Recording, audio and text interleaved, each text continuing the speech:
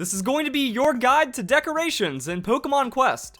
Now, when it comes to Pokemon Quest, I've beaten the game, I've beaten the post-game, and I've pretty much done everything there is to do. Right now, I'm just farming level 100 Pokemon, because why not? My team could always be just a little stronger, but this guide is for newer players to try to get the most optimized use of their PM tickets, and let's go and see what we can do with them. So, PM tickets are something that you can claim every 22 hours, and what they do is they allow you to buy decorations inside the game or box expansions, and if you use the member service, you get a nice little bonus. So with the member service and the Premier Ball, you can claim 200 PM tickets a day instead of 50, and I do recommend that if you feel like this game is worth it, that you can spend money on it. That's $30 for the Expedition 3-pack. If you buy that, you get the Master Ball, which gives you a ton of PM tickets as well, or you can maybe just grab the Ultra Expedition pack. Whatever you feel works out is going to be pretty nice, but if you do buy the DLC, you get bonus PM tickets, and you don't want to waste them like I did. So this video is going to be based off of a lot of experience, as well as just what ended up working better for me,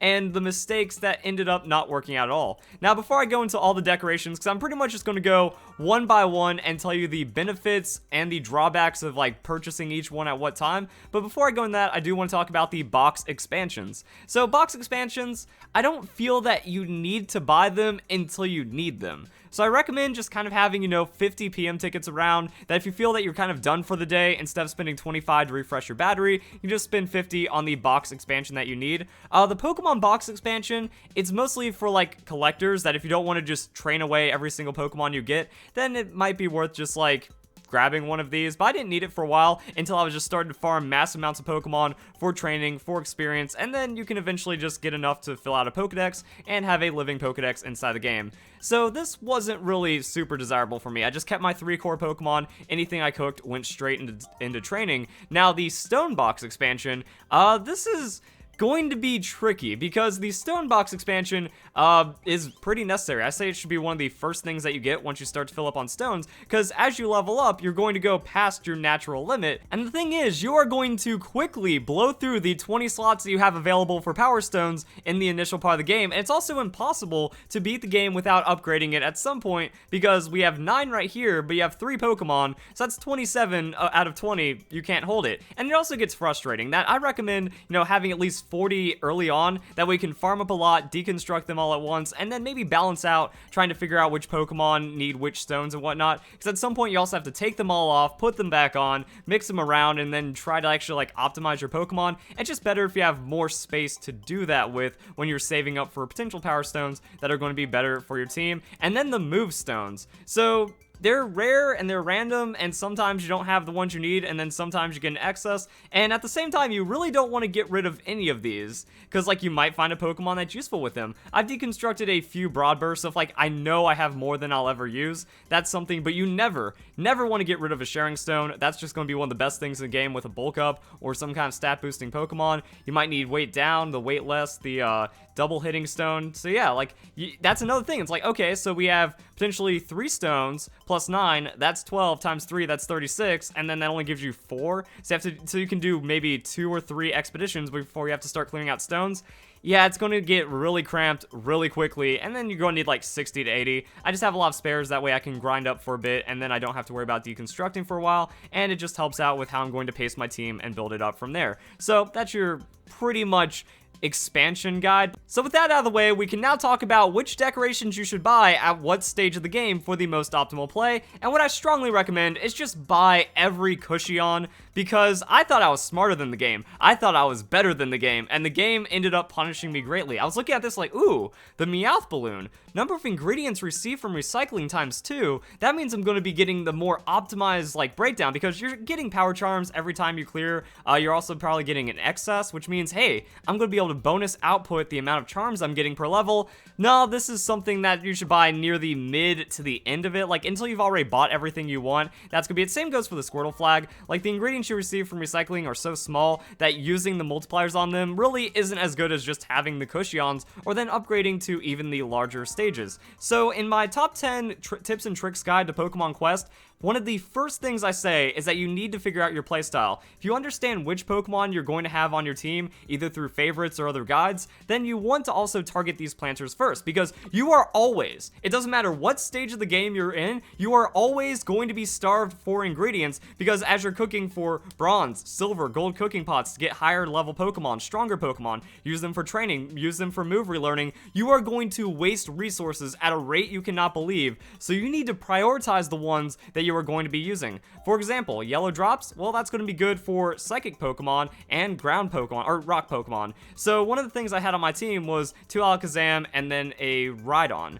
This was actually pretty solid, and that's going to be very beneficial from yellow drops, because to get Alakazam, it's going to be 3 blue, 2 yellow, I believe, and then to get Rhydon, it's going to be 3 gray, 2 yellow. Also, my in-game team was a bulk up Pokemon with Machamp and then 2 Alakazam, so that means getting the Blastoise Fountain was also going to be a pretty big deal, because I'm going through 60 Bluckberries every time I'm trying to farm for a high level Abra.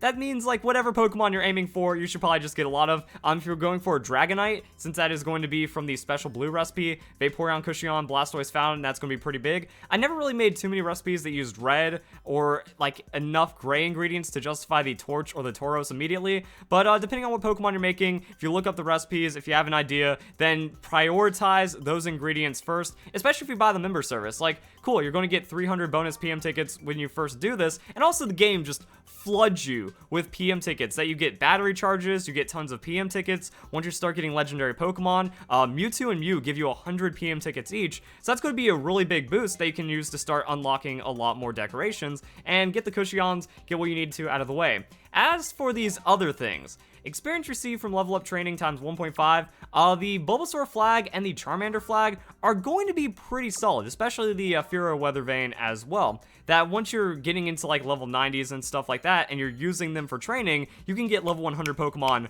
really quick. So once you've transitioned at mid game and your cooking's good, you have enough ingredients, and then you're using cooking for leveling and training, that's why I recommend getting the Weathervane and the Charmander flag. Bulbasaur flag can come later, I feel, but just start like maxing out what you can here. I still haven't saved up enough for the Ditto Balloon, because a 700 is a massive investment, but move learning is actually pretty bad. If you've done it enough times in the game, you learn that every time you have a move relearn, it gets harder the next time. So you can't just farm it on easy Pokemon, and at some point you can put in 4 Pokemon and you only have like a 30% success rate. So the Ditto Balloon is going to be incredibly powerful, but you can get by without it. It just takes a lot of time, patience, and cooking, and means you're gonna have to sacrifice something. I'd say forego the Meowth Balloon, forego the Squirtle flag, grab that Ditto Balloon. Don't make the mistakes that I have made. Pikachu Surfboard, chance of attracting multiple Pokemon times 1.5. The times 2 chance comes from one of the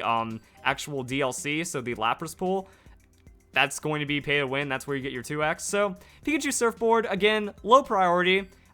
Getting multiple Pokemon just kind of happens. It's already a really low chance. So you're taking a really low chance and then you're doubling it. And then you're adding 1.5 times to it. So it's not really that great, but you might notice it. So if you're in that late game and you're cooking gold pots, yeah, pick up the Surfboard when you just have, like if you're at the end of the day, you know you're not recharging your battery and you have enough to buy something, I recommend buying it. Like right before you're refreshing your PM tickets. The Mewtwo Arch, you should buy the Mewtwo Arch if you haven't bought any DLC. Having extra charges is really good, but after buying the DLC, you get plus 3 charges. So Mewtwo Arch hasn't really been that much priority.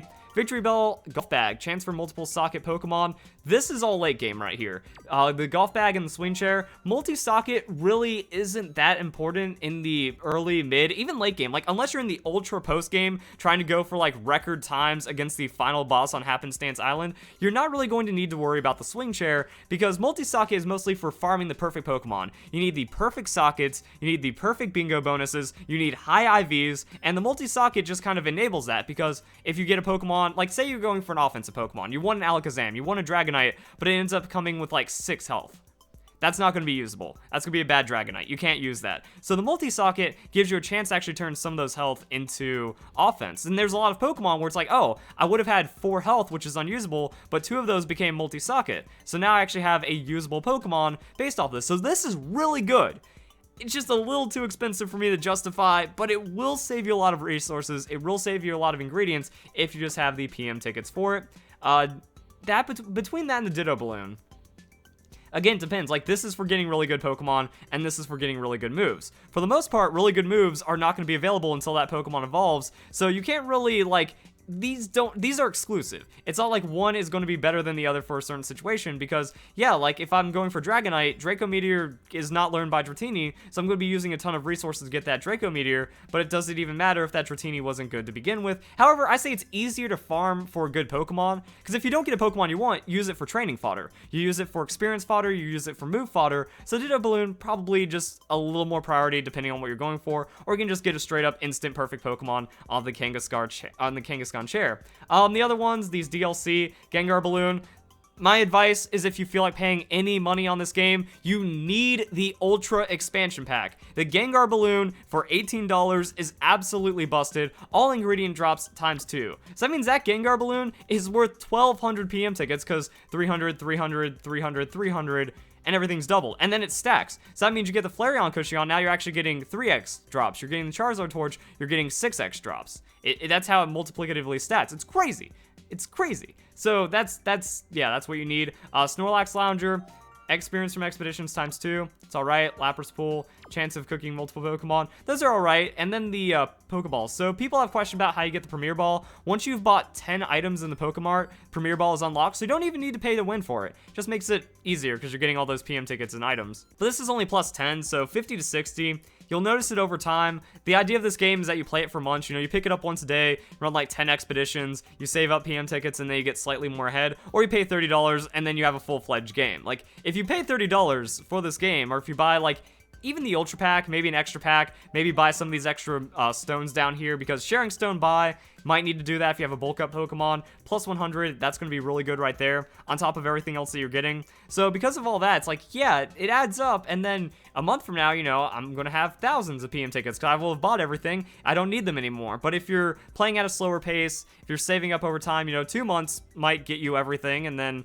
eventually it's going to be okay. So that's just kind of the breakdown of the numbers and math behind it. But the Master Ball, plus 50, it just gives you everything right there. So it ends up becoming a quarter of your daily PM tickets. That's just from buying all of the DLC. So a little bit worth it that you're doubling the base just for $30. It depends if you enjoy the game. And then the last thing, I do want to talk about the quests, getting PM tickets and stuff like that, because you just start like getting handed PM tickets all the time. It's kind of crazy. Like, one thing you can do, a challenge that I just finally completed, was Thriving Camp. Put 18 decorations at your base camp. You only get 5 PM tickets, but there's a lot of things that reward you with like 5, 10. And if you want to really optimize, you can try to target some of these. You know, use 50 kind of moves. I could do that by just doing a basic run with a couple of Pokemon that I've randomly farmed but haven't used. Same with like level 50, just quick level ups, gaining those PM tickets and kind of slowly grinding up for it. Member bonus, so you collect for a month. You know, the member bonus is actually pretty nice, because I think for the first couple days, you get a bonus 5 every time, and then it keeps stacking from there. Pokemon Professor, add species, Tumblecube Island, recharging your battery. So that's effectively going to save you stuff. And then, yeah, you just get all kinds of things. Legendary Pokemon are worth a lot. So play the game, get rewarded, and then your choice is if you want to use it on the battery. In my early days, I was just like spamming it with the battery, but honestly, you know, 2 battery charges versus buying 1 Cushion, depending on what Pokemon you're farming, it's just better to save. You know, if you put the game down, if you quit your addiction for just a few hours, and then you don't recharge your battery a few times, you can actually start affording things, and then that's actually going to be better in the long run. Much like any game that gives you like really gated bonuses, you know, it's like, oh, 800 PM tickets, that means I'm not going to have to do anything for 16 days to be able to get the Kangaskhan swing chair. Well, it's all about that opportunity cost, that eventually you reach that point where it would have been more beneficial to save and then actually buy that item that's going to snowball you those benefits, than just kind of play how you wanted to as you got to it. So that's why I feel like, you know, the ingredient stuff, that's going to be the biggest. The training and leveling, that's going to be pretty massive right there. And then eventually, you know, you just pick up the Meowth balloon, and then you start just pouring in resources everywhere you can get them. That's going to be it. So you guys, enjoy the video. That's going to be my guide. Oh, wow, whoa, a Nidoqueen? Really?